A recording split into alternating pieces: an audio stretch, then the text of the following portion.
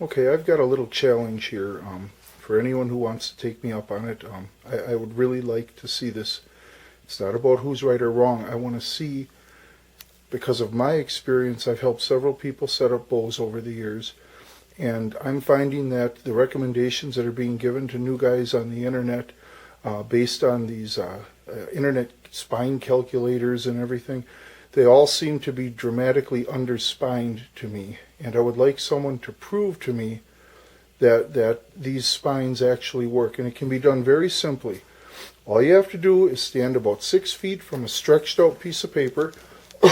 What I've got here is actually, it was a target I bought from Cabela's. It uses freezer paper, and it was actually, I think, in the firearms section. They use them, for shooting guns.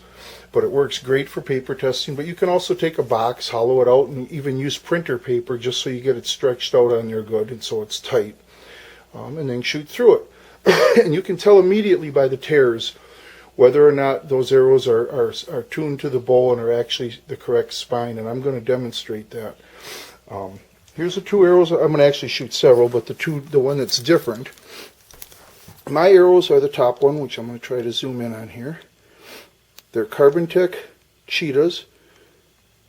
They're 400 spine, and they are 31 3/4 inches long. The other arrow is some old arrows I had from years ago, and you'll see they're both measured from inside of the insert. And these are Beeman 500 spine,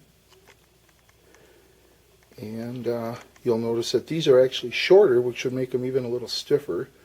These are 31 1/4 inches long, and you measure to the knock groove. And then I've got a grain scale here I'll grab and turn on, but if I need to, I suppose I'll do it when I'm done here. You'll notice the tips here. I got a 100 grain tip on my arrow, which is a very light tip, relatively speaking, and 145 grain, which is what people seem to be recommending, anywhere from 145 all the way up to 200 grains I've heard. Plus people are recommending weighted inserts and everything. Anytime you add weight to the tip of an arrow, you're weakening the dynamic spine. So they're taking already weak arrows and making them act even weaker dynamically. And I'm going to demonstrate this now by shooting through paper. Well, first I'm going to pause this, and then I'm going to get my scale set up and show you the weight of the tips. Okay, and I've got my grain scale out here. The first tip I'm going to put on there is the one from my Carbon-Techs. Oops, it just turned off on me. Let me turn it back on again. I hope you can see it through here, otherwise you'll have to take my word for it. And if you can see, they're 100 grains, and that's those are those gold tip. They're expanded at the end, so they're supposed to be easier to pull out of targets. And the next one for the Beeman is coming in at 145. And those are the weight tips on the two arrows. The heavier weight tips on the weaker spined arrow, because they're all recommending that. Okay, and here's my bow. It's a Tradtech Pinnacle Riser with the Extreme BF limbs. And I'm going to try to zoom in here and show you the draw weight that's listed on here. I think the string is messing with the focus. I think you can see it there. It says 62.45 pounds, but I draw 29 3/4 inches. It's actually just a tad under 47 pounds at my draw length. And that's the bow. I'm sorry, a tad over 47 pounds, not under, tad over. And I'm going to shoot it through the paper, the arrows, and you're going to see the tears. Okay, I'm going to shoot, a couple of the arrows that I normally shoot through the paper, and those are the Carbon-Tech Cheetah 400 spine.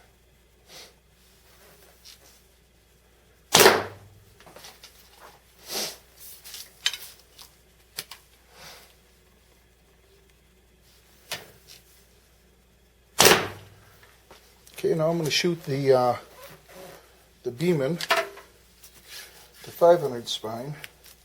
I'm going to shoot it once through now with the 145 grain tip like everyone recommends, and I'm going to turn off the camera, get it. or I'll zoom in here, and then I'll show you the tears, and then I'm going to shoot it again with the 100 grain tip to show you that it's weak no matter what tip I put on it.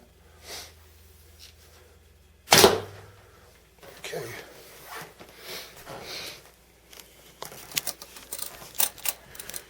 These are the tears up close. Oops.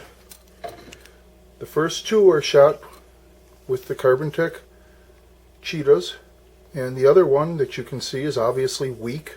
You can see it's on an angle, shooting with the knock, shooting knock left, which for a right-handed shooter is weak in spine. Now I'm going to grab the arrow and then set up this tripod again, and I'll shoot it with the 100 grain tip. Okay, now I'm going to shoot the Beeman 500 spine with the 100 grain tip, same tip as the other ones. I'm going to shoot it right underneath where I shot the first one. And you'll notice, oops, I'm not the best with the camera here and the bow in my hand and everything else, but you'll notice we still have a weak tear. It got a little better by going to a lighter tip because that's strengthening the dynamic spine, but it's still weak. And I guess my challenge is, for someone, like someone on the internet there was saying they were shooting a 54-pound recurve with 30 or 31 inch 500 spine arrows with 145 grain tips.